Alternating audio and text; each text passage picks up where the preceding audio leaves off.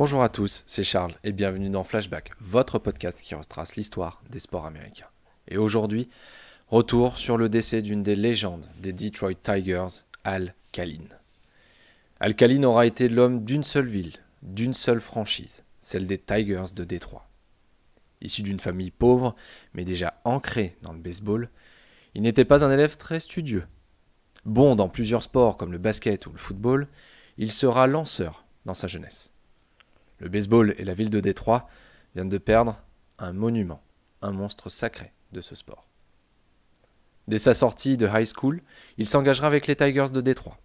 À seulement 18 ans, Al Kaline recevra la coquette somme de $35 000, près de $400 000 en dollars actuels, pour sa signature. Sa première apparition se fera le 25 juin 1953, à Philadelphie, le début d'une carrière de 21 ans sous les couleurs de Détroit. En 1955, il devient le plus jeune joueur à remporter le batting title de l'American League à seulement 20 ans.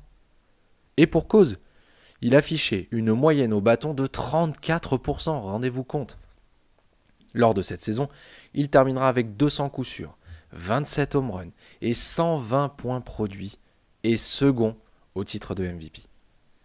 La saison qui suivra sera du même calibre, avec 27 home runs, 128 points produits et une moyenne à la batte de 31,4%.